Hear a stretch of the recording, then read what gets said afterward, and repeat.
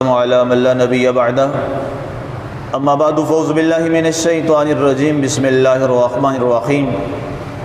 معزز سامعین، ہماری محفل شہادت سیدنا امام حسین کے حوالے سے آج ہماری 5ویں نشست ہے۔ کل جہاں پر آخری کلمات ہمارے اختتام پذیر ہوئے کہ عبید اللہ ابن زیاد جب دارالامارت یعنی گورنر ہاؤس میں حضرت نعمان بن بشیر کو فارغ کر کے وہاں پر گورنر منتخب ہو گیا اور اس نے اپنا ایک جاسوس چھوڑا ماکل، جس کا کل آپ نے یہاں تک قصہ سماعت کیا۔ اس سے آگے ہم بڑھتے ہیں۔ آج ماکل اپنی جاسوسی میں مکمل طور پہ کامیاب ہو گیا اور اس نے آ کر موجودہ کوفہ کے گورنر عبید اللہ ابن زیاد کو یہ رپورٹ کی کہ حضرت مسلم بن عقیل رضی اللہ تعالی عنہ اس وقت ہانی بن عروہ ان کے گھر میں چھپے ہوئے ہیں اور ان کا سلسلہ بیعت جو ہے وہ بڑی تیزی کے ساتھ چل رہا ہے۔ اب وہ اپنے چند ایک مصاحبوں کے ساتھ بیٹھا اور اس نے مشورہ کیا کہ اب کیا کیا جائے۔ تو اس نے محمد بن اشعث کو، جو اس کا بڑا قریبی ایک عہدے پر بھی تھا اور بہت زیادہ جس پر یہ اعتماد بھی کرتا تھا، پڑھا لکھا آدمی تھا، اس نے محمد بن اشعث سے یہ کہا کہ تم ہانی بن عروہ کے پاس جاؤ اور اسے کہو کہ تمہیں کیا ہوا ہے، تم نے ہماری ملاقات چھوڑ دی۔ محمد بن اشعث ہانی بن عروہ کے گھر میں گیا اور اسے جا کر یہ بات کی تو ہانی بن عروہ نے جو ایک بہانہ بنایا ہوا تھا کئی دنوں سے کہ میں بیمار ہوں اس لیے میں گورنر ہاؤس نہیں آ رہا اور میں ملاقات نہیں کر پا رہا، تو محمد بن اشعث نے کہا کہ گورنر صاحب یہ کہہ رہے ہیں، عبید اللہ ابن زیاد ملعون کا نام لیا، کہ وہ آپ کے سارے معاملے کو جان چکا ہے اور وہ کہتا ہے کہ وہ بیمار نہیں ہیں، انہیں کوئی اور مسئلہ ہے، ہمارے ساتھ ایک دفعہ ملاقات کرے۔ ہانی بن عروہ ظاہر ہے وہ اس بات کو سمجھتے تھے کہ کوئی معاملہ ہے، انہوں نے ملاقات سے انکار کیا، لیکن محمد بن اشعث نے کہا میں گارنٹی دیتا ہوں تمہیں کوئی نقصان نہیں پہنچے گا، آپ میرے ساتھ آئیے، ایک دفعہ گورنر سے آپ ملاقات تو کریں عبید اللہ ابن زیاد سے۔ آپ ان کی گارنٹی پر ہانی بن عروہ گورنر ہاؤس میں، جسے دارالامارت کہا جاتا تھا، وہاں چلے گئے تو عبید اللہ ابن زیاد نے کہا ہانی بن عروہ کیا ہوا کرسہ سے تم ہماری ملاقات کو نہیں آتے؟ تو ہانی بن عروہ نے کہا کہ جی میری طبیعت ٹھیک نہیں ہے اس لیے میں نہیں آ رہا۔ انہوں نے کہا نہیں، ایسا معاملہ نہیں ہے، جو میری اطلاعات ہیں وہ یہ ہے کہ تم نے مسلم بن عقیل کو اپنے گھر میں پناہ دے رکھی ہے اور وہاں سنا ہے تم ہتھیار بھی خریدتے ہو اور 40,000 لوگ تمہارے گھر میں ان کے ہاتھ پہ بیعت بھی کر چکے ہیں۔ تو آپ نے کہا نہیں ایسا معاملہ تو نہیں ہے۔ آپ نے مثلاً یہ جملہ بولا کہ ایسا نہیں ہے۔ جب آپ نے یہ جملہ بولا تو عبید اللہ ابن زیاد نے آرڈر دیا کہ ماکل کو بلایا جائے۔ جب ماکل سامنے آیا اور اس نے یہ بات کی تو ہانی بن عروہ نے جب اسے دیکھا تو آپ تو حیران ہو گئے کہ یہ شخص تو منافق نکلا، یہی آتا تھا جو وہاں بیٹھ کے ہمارے پاس آ کر اپنی محبتوں کا اظہار کرتا تھا، عقیدت رکھتا تھا، ہمیں تو اب معلوم ہوا کہ یہ تو جاسوس تھا جو ساری رپورٹ دیتا تھا۔ ظاہر ہے وہاں پھر سوائے اقرار کے تو کوئی اور راستہ نہیں تھا۔ حضرت ہانی بن عروہ نے یہ کہا کہ دیکھو عبید اللہ ابن زیاد تمہارا میرا ایک پرانا تعلق تھا، لیکن جب حضرت مسلم بن عقیل میرے گھر میں آ گئے تو وہ خاندان رسول کا ایک چشم و چراغ ہے۔ میں کلمہ پڑھتا ہوں محمد عربی صلی اللہ علیہ وآلہ وسلم کا، میں جتنا بھی تمہارا دوست ہو جاؤں، لیکن جو محمد عربی صلی اللہ علیہ وسلم کا خاندان ہے اس کا مقام اور عزت میرے لیے ساری محبتوں سے بڑھ کے۔ اور یہ یاد رکھیے گا مسلمانوں، اہل بیت کی محبت کے برابر کسی اور کی محبت نہیں ہے۔ حضور علیہ الصلوۃ والسلام کی آل پاک کی محبت یہ رسول صلی اللہ علیہ وسلم سے عین محبت ہے۔ اور بخاری شریف کی وہ حدیث پاک جو رسول صلی اللہ علیہ وسلم نے بارہا مرتبہ بیان فرمائی۔ سرکار نے فرمایا ترکت فیکم الثقلین کتاب اللہ و عطرتی، میں تم میں دو بھاری چیزیں، بڑی قدر والی چیزیں تم میں، ثقلین دو چیزیں چھوڑے جا رہا ہوں، کتاب اللہ و عطرتی، ایک قرآن ہے اور دوسری میری اولاد ہے، میری آل پاک ہے۔ فرمایا جب تک تم ان کے ساتھ جڑے رہو گے اللہ تعالیٰ تمہیں کبھی بھی گمراہ نہیں فرمائے گا۔ آل رسول اور قرآن یہ مسلمان کے لیے ہدایت کا سرٹیفکیٹ ہے۔ حضور کے الفاظ ہیں لن تضلوا بعدی، میرے بعد اگر تم چاہتے ہو کہ ہمیشہ ہدایت پر رہو اور کبھی گمراہی میں نہ پڑو تو فرمایا ایک ہاتھ میں قرآن اور دوسرے ہاتھ میں میری آل رسول کو تھام لینا۔ آل رسول کی محبت سب سے بڑھ کے، وہاں نہ کوئی رشتہ، نہ کوئی تعلق، نہ کوئی اور معاملات، کوئی دولت، کوئی معاملہ کسی بھی لحاظ سے کوئی کچھ نہیں ہے، صرف اور صرف پہلے کیا ہے وہ رسول اللہ کی محبت اور پھر آقا کی اہل بیت کی محبت ہے۔ اس کے بغیر تو ایمان بھی نہیں ہے، اس کے بغیر کچھ بھی نہیں ہے۔ اب انہوں نے کہا کہ میں کیسے یہ کہتا کہ مسلم بن عقیل میں تمہیں اپنے گھر میں نہیں رکھتا، مجھے پتا تھا یہ معاملات ہیں لیکن میں انہیں اپنے گھر سے نہیں نکال سکتا تھا۔ اس نے کہا اچھا چلیں وہ جو ہونا تو ہو گیا، میں تمہیں کچھ نہیں کہتا، اب ایک معاملہ یہ کرو کہ تم مسلم بن عقیل کو میرے حوالے کر دو، وہ تمہارے گھر میں ٹھہرا ہوا ہے، جاؤ میں تمہیں اجازت دیتا ہوں، اس کو لے آؤ اور میرے حوالے کر دو، تم بری و ذمہ ہو۔ تو ہانی بن عروہ نے کہا وہ میرے مہمان ہیں اور میری غیرت نسلی اور میری غیرت ایمانی یہ کبھی گوارا نہیں کر سکتی کہ میں مسلم بن عقیل کو اس کے دشمن کے حوالے کر دوں۔ اس نے کہا پھر تجھے پتا ہے کہ تو گورنر ہاؤس میں موجود ہے؟ انہوں نے کہا ہاں میں گورنر ہاؤس میں موجود ہوں۔ کہتے پھر تم اپنی جان کے یہاں سے طوطے اڑا بیٹھو گے؟ ہانی بن عروہ نے کہا کہ اگر میری جان جاتی ہے تو کوئی بات نہیں، لیکن اپنی جیتے جی میں مسلم بن عقیل کو تیرے حوالے نہیں کروں گا۔ اللہ اکبر۔ کہتے ہیں یہ جملہ بولنا تھا، ابن اسیر نے لکھا کہ یہ بدبخت اٹھا اور اس نے دو زوردار لوہے کی سلاخیں ایک روایت میں اور ایک ہاتھ میں ہے کہ اس نے زوردار مکہ آپ کے دانت پہ مارا ہانی بن عروہ کے، اور وہ زخمی ہو کے گر پڑے، اور اس کے بعد دو زوردار تلواریں جو ہیں وہ ماری آپ کے یہاں پر ماتھے کے اوپر، اور خون بہنا شروع ہو گیا اور آپ بے ہوش ہو کے گر گئے۔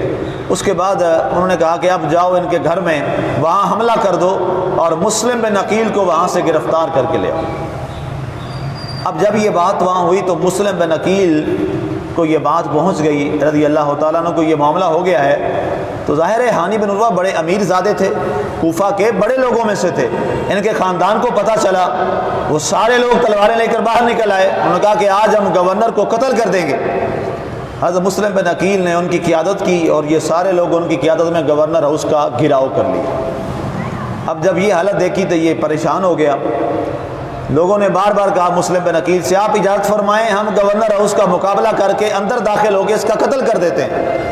آپ نے فرمایا نہیں، میں ان کا نواسا ہوں، میں اس خاندان کا چشم و چراغ ہوں جنہوں نے اپنے دشمنوں کے لیے بھی اپنی چادریں بچھا دی تھی۔ میں چاہتا ہوں کسی طرح کوئی نیگوسیشن ہو جائے، کوئی بات چیت ہو جائے کہ بات چیت کے ساتھ معاملات جو ہیں وہ طے ہو جائیں۔ آپ نے روک دیا۔ تو قاضی شریح اس وقت موجود تھے۔ قاضی شریح ظاہر ہے قاضی کا ایک بڑا مقام تھا، چیف جسٹس ہوتے تھے۔ تو عبید اللہ ابن زیاد کو جب کچھ سمجھ نہ آیا تو اس نے قاضی شریح سے کہا کہ ان کو کسی نے کہا ہے کہ وہ ہانی بن عروہ قتل ہو گئے ہیں، آپ انہیں جاؤ دیکھ لو، وہ زندہ ہیں، وہ قتل نہیں ہوئے، انہیں واپس بھیج دو۔ جب قاضی شریح، لیکن ساتھ ایک جاسوس بھی اپنا بھیج دیا۔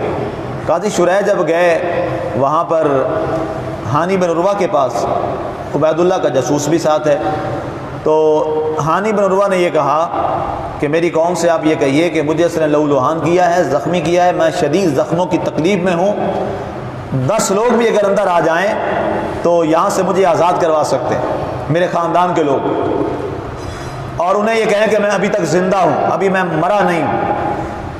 اب جب واپس گئے تو وہ جاسوس بھی ساتھ تھا۔ ظاہر ہے قاضی شریح نے اپنا عہدہ بچایا اور پورا پیغام اس انداز میں نہ دیا، بس یہ کہہ دیا ان کو کہ وہ ابھی زندہ ہے تمہارا شخص ہانی بن عروہ، اور تم لوگ واپس چلے جاؤ، میں گواہی دیتا ہوں۔ جس پر یہ لوگ واپس چلے گئے کہ چلیں کل آ کے پھر بات کریں گے۔ اتنے میں جب واپس آئے تو عبید اللہ ابن زیاد نے چھت پہ چڑھ کے تقریر کی، اس نے کہا کہ آج فوجیں یزید کی شام سے یہاں کوفہ پہنچ رہی ہیں، اور اب کی بار اگر کسی نے مسلم بن عقیل کو اپنے گھر میں پناہ دی تو اس پناہ دینے والے کے گھر کو آگ لگا دی جائے گی اور اس کے بچوں اور اولاد کو گرفتار کر کے شرع بازار قتل کر دیا جائے گا۔ حضرت مسلم بن عقیل بڑے پریشان ہوئے اور آپ وہاں سے آگے نکلے، رات ہو گئی، جس گھر میں جاتے ہیں کوئی پناہ دینے کے لیے تیار نہیں ہے۔ ایک خاتون بیٹھی تھی جو اپنے بیٹے کا انتظار کر رہی تھی، رات اندھیری رات ہے، آپ گئے اور آپ نے کہا بڑی بی میں اس شہر کا نہیں ہوں، میں پانی اور کھانا میں نے کل سے نہیں کھایا، کچھ مجھے مل سکتا ہے؟ تو انہوں نے آپ کو کہا ٹھیک ہے، آپ کون ہیں؟ آپ نے کہا میں مسلم بن عقیل ہوں۔ وہ عورت حیران ہوئی کہ آپ تو اہل رسول ہیں، آپ کہاں پہ؟ کہا میرے ساتھ یہ معاملہ ہوا ہے۔ ان کا مجھے پتہ ہے، یہ اعلان میں نے بھی سنا ہے، لیکن میری محبت یہ گوارا نہیں کرتی کہ آپ میرے گھر کے باہر کہیں بیٹھیں، آئیں میں آپ کو اپنے کمرے میں ایک میں چھپا کے بٹھا دیتی ہوں، اللہ بہتر کرے گا۔ اس عورت کا جو بیٹا تھا وہ بڑا انتہائی عیاش قسم کا تھا۔ اب وہ واپس آیا تو اس نے جب بار بار دیکھا اپنی ماں کو ایک کمرے میں آتے جاتے تو اس نے کہا کہ اس کمرے میں کون ہے؟ کہا جی کوئی بھی نہیں۔ اس نے کہا مجھے لگتا ہے کہ مسلم بن عقیل کو تم نے چھپا رکھا ہے۔ اب اسے تو لالچ تھا، اس نے کہا تھا جو لے کے آئے گا میں اس کو انعام بھی دوں گا۔ اس نے الماری سے دیکھا کہ اندر مسلم بن عقیل موجود ہیں۔ صبح گیا دربار عبید اللہ ابن زیاد میں اور کہا کہ اگر میں تمہارے مسلم بن عقیل دشمن کو یہاں لے آؤں تو کیا انعام ملے گا؟ اس نے کہا تمہیں 10,000 دینار سونے کی اشرفیاں دوں گا۔ یہ شخص بدبخت گیا اور اپنی ماں کو بھی مارا، زد و خوب کیا، اور وہاں سے لے کر دربار عبید اللہ ابن زیاد میں لایا۔ اور جب وہاں پہ آپ کو لایا گیا، وہ ایک الگ کربلا ہے کہ آپ کے اوپر راستے میں اتنے مظالم کیے گئے۔ ابھی میں تاریخ طبری پڑھ رہا تھا کہ آپ کے اوپر جن لوگوں نے حملہ کیا وہ 1200 لوگ تھے اور ایک مسلم بن عقیل، 1200 لوگ، ان میں سے آپ نے 4 بندوں کو پھر بھی آپ نے مار دیا۔ آپ اتنے اور لوگ حیران ہوئے، بار بار لوگ اور منگواتے رہے کہ اس کے پاس جو تلوار ہے وہ ضرب حیدری رکھتی ہے۔ آپ کو پتہ ہے کہ اس خاندان کے پاس جو تلوار تھی، اللہ کے رسول نے جو اپنی تلوار دی تھی، ایک سرکار صلی اللہ علیہ وسلم نے حضرت علی کو وہاں پر جب خیبر فتح کیا تھا تو اس تلوار کا نام تھا ذوالفقار، اور اس کے بعد جب ذوالفقار آپ کے پاس آئی تھی تو اللہ کے نبی نے دعا دی تھی، فرمایا علی یہ تیرے خاندان میں رہے گی اور جہاں جہاں ذوالفقار ہوگی کبھی اس کو کوئی نیچا نہیں دکھا سکے گا۔ تو ان کے پاس تو وہ دعائے رسول تھی، آپ نے اس کے باوجود 4 لوگوں کو وہاں واصل جہنم کیا، لیکن ظاہر ہے وہ اتنی تعداد میں تھے، آپ زخمی ہو گئے اور نیچے گر گئے، تو پھر وہ اٹھا کر زخمی حالت میں آپ کو لائے۔ تو عبید اللہ ابن زیاد نے کہا اے مسلم بن عقیل، آج تمہیں پتہ ہے کہ تم آج قتل کر دیے جاؤ گے۔ آپ نے فرمایا مجھے اپنے قتل کی فکر نہیں ہے، مجھے صرف افسوس اس بات پر ہے کہ تم نے جس نبی کا کلمہ پڑھا تھا آج اسی نبی کی اولاد کو اپنے خون سے رنگین کر رہے ہو۔ میری جان کی کوئی نہیں ہے، میں قتل ہو جاؤں گا، شہید ہو جاؤں گا، لیکن قیامت والے دن جو میرا ناحق خون ہے تم رسول اللہ کے آگے اس کا کیا جواب دو گے؟ تم اپنے لیے جہنم کا راستہ بنا رہے ہو۔ ہم اور آل محمد و آل محمد تو لوگوں کو جہنم سے نکال کر جنت میں ڈالنے کے لیے دنیا پہ آئے ہیں، لیکن اب تم اسی آل محمد کی وجہ سے جنت کے راستے سے ہٹ کر جہنم کے راستے پہ جا رہے ہو۔ علی مرتبت جس پر دولت کا نشہ تھا، اس پر جہ و جلال، یہ دولت اور جو عہدہ ہوتا ہے یہ بھی بہت، اس کی مستی بھی الگ سی ہوتی ہے، جس میں نہ خدا لوگوں کو یاد رہتا ہے نہ رسول یاد رہتا ہے۔ انہیں پتہ نہیں تھا کہ یہ عہدے ہمیشہ کے لیے نہیں ہیں۔ آج بھی جب کوئی عہدے پہ آتا ہے، کسی منصب پہ بیٹھتا ہے، کسی سرکاری عہدے پر آ جاتا ہے تو وہ اپنے آپ کو فرعون اور خدا بنا لیتا ہے۔ ان کو سمجھنا چاہیے یہاں فرعون کی حکومت بھی نہیں رہی، یہاں فرعون کی بادشاہی بھی ختم ہو گئی، یہاں فرعون بھی تباہ ہو گیا، یہاں تو نمرود اور قارون کے خزانے بھی نہ رہے، وہ بھی ختم ہو گئے۔ یہاں تو سکندر اعظم تھا، وہ بھی نہ رہا۔ آج کون ہے؟ سکندر اعظم کی قبر کا بھی کسی کو پتہ نہیں ہے۔ اور فرعون کو تو اللہ نے زمین میں جگہ ہی نہیں دی، وہ تو آج بھی ایجپٹ کے اندر میوزیم میں پڑا ہوا ہے، وہ ظالم اور جابر، اور نشان عبرت بنا دیا اللہ نے۔ نہ پانی نے قبول کیا، نہ زمین نے قبول کیا۔ آج اس کی بادشاہی بھی ڈھل گئی۔ یہ یزید اور عبید اللہ اور ان کی بادشاہیاں تو کچھ بھی نہیں ہیں، ان کا تو کچھ بھی نہیں تھا۔ یزید کی ساری بادشاہی کہاں گئی آج؟ یزید ایک قصہ قرینہ ہو گیا، یزید اب تھا ہو گیا، ختم ہو گیا، اس کا تخت نہ رہا، لیکن وہ جو آل رسول تھے ان کے تخت تو آج بھی قائم۔ جس ممبر پہ میں بیٹھا ہوں یہ کس کا ہے؟ یہ آل رسول کا ہے۔ یہ ہر جمعہ جو آپ خطبہ ممبر پہ بیٹھ کے ہزاروں کیا لاکھوں خطبہ خطبہ دیتے ہیں، یہ کس کے ممبر پہ بیٹھ کے دیتے ہیں؟ یہ ممبر محمد و آل محمد کا ممبر ہے۔ ان کی تو بادشاہی اور ان کی امامت تو آج بھی قائم ہے، ان کے نام تو آج بھی قائم ہے، ان کی بادشاہیاں تو آج بھی قائم ہیں۔ دنیا کے بڑے بڑے بادشاہ ان کے کیا، ان کے آل رسول کے جو ایک ان کے خاندان کے چشم و چراغ ہوتے ہیں۔ مثال دوں میں، یہ ہمارے پاکستان میں لاہور میں داتا علی حجویری صاحب ہیں نا، داتا گنج بخش رحمۃ اللہ علیہ تعالیٰ، داتا صاحب جو بھی پرائم منسٹر پاکستان کا بنتا ہے، ملک کا بادشاہ بنتا ہے، سب سے پہلے آ کے حاضری دیتا ہے کہ نہیں دیتا؟ یہاں آ کے جھکتا ہے کہ نہیں جھکتا؟ حالانکہ یہ کیا ہے، ان کے خاندان کے چشم و چراغ ہیں۔ یہ بادشاہی بڑی ہے۔ یا آگے وہاں پر ایک بادشاہ پڑا ہے دنیا کا، اس کی قبر ہے جہانگیر کی، وہاں تو جا کے کوئی نہیں جا کے فاتح خوانی کرتا، کوئی بھی نہیں جاتا۔ بادشاہی اصل میں کن کی ہے؟ محمد والے محمد کی ہے، اور وہی قائم رہنی ہے، اور قیامت تک بادشاہی ان کی ہے۔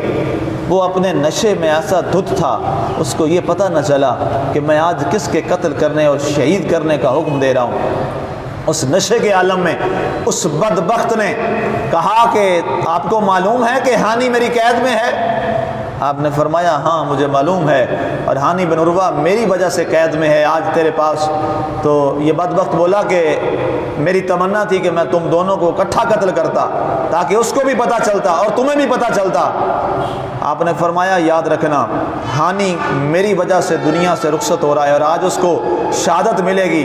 قیامت والے دن اپنے نانا جان کے سامنے میں شہادت دوں گا اور گواہی دوں گا، اے میرے نانا جان، یہ وہ ہانی بن عروہ ہے جس نے آپ کے فرزند کی خاطر اپنی جان آفرین کے حوالے کر دی تھی۔ فرمایا قیامت والے دن مسلم بن عقیل اس وقت تک جنت میں نہیں جائے گا جب تک ہانی بن عروہ کو اپنے ساتھ جنت میں لے کے نہیں جائے گا۔ اس کے بعد اس ظالم نے حکم دیا، اور پہلے حضرت مسلم بن عقیل کو آپ کا سر تن سے جدا کیا گیا، اور اس کے بعد اسی جگہ پر ہانی بن عروہ ان کو جام شہادت نوش کروایا گیا۔ اور یہ دو عظیم ہستیاں پیکر محبت اور پیکر وفا یہ دنیا سے رخصت ہو گئی۔ یہاں ایک مورخ نے بڑی بات لکھی ہے، آپ یہاں ایک لمحہ کے لیے آپ کی آنکھوں سے اتھرو گرے، آنسو گر پڑے۔ تو ایک شخص نے کہا، ابن سعد نے، کہ جب گورنر سے ٹکر لینی ہو تو پھر آنسو نہیں بہاتے۔ آپ نے فرمایا تمہیں پتہ نہیں ہے کہ میں آنسو کس بات پہ بہا رہا ہوں؟ میں آنسو اس بات پہ تھوڑے بہا رہا ہوں کہ میں نے سے ٹکر لی اور میں آج شہید ہونے جا رہا ہوں۔ مجھے آنسو اس بات پہ آ رہے ہیں کہ یہ میرے بھائی حسین کے ساتھ یہ لوگ کیا کریں گے، کیونکہ میں حسین پاک کو خط لکھ چکا ہوں کہ آپ آ جائیے، یہ لوگ آپ سے محبت کرنے والے ہیں، لیکن اب وہ اپنے خاندان کے ساتھ آ رہے ہیں، اب پتہ نہیں ان کے ساتھ کیا ہوگا۔ مجھے اپنا غم نہیں ہے، مجھے اپنے بھائی حسین بن علی کا غم ہے کہ جن کی والدہ، جن کے والد اور جن کے بھائی وہ آج ان کے ساتھ نہیں ہیں اور وہ اکیلے آ رہے ہیں۔ تو کل اگر مجھ سے میرے والد گرامی حضرت عقیل نے پوچھ لیا کہ اے مسلم، میرا بھتیجا میرے علی کا بیٹا حسین تھا اور تو زندہ تھا، میں تو نہیں تھا، تو نے میرے بھتیجے کے ساتھ کیا کیا، اس کا ساتھ کتنا دیا، تو مجھے تو یہ رونا آ رہا ہے، کاش میں حسین کے آنے تک زندہ ہوتا تاکہ حسین کے سامنے پہلے میں اپنی جان آفرین کے حوالے کرتا اور پھر حسین سے کہتا، کل جب میرے والد گرامی حضرت عقیل پوچھتے تو میں یہ عرض کرتا کہ اے ابا جان، میں نے حسین کے سامنے اپنی جان آفرین کے حوالے کر دی تھی۔ کل انشاءاللہ اس سے اگلے موضوع تک آگے بڑھیں گے، اس کے بعد کیا واقعات ہوئے، اللہ تعالی ہمیں عمل کی توفیق عطا فرمائے، اور حضرت سیدنا محمد رسول اللہ صلی اللہ علیہ وسلم اور آل پاک کی محبت سے، اور یہ محرم الحرام کے جو دن انتہائی ادب والے ہیں، انتہائی احترام والے ہیں، اور یہ ہمارے لیے بڑے غم کے دن ہیں۔ بہت ہی غم والے دن ہیں، اور غم حسین میں آنسو بہانا اور غم حسین میں یہ دن گزارنا، یہ رسول اللہ صلی اللہ علیہ وسلم کی سنت ہے، یہ رسول اللہ کی سنت ہے، یہ رسول اللہ کی سنت ہے۔ اللہ ہمیں اس پہ عمل کی توفیق عطا فرمائے، آمین۔ وما علینا الا البلاغ المبین۔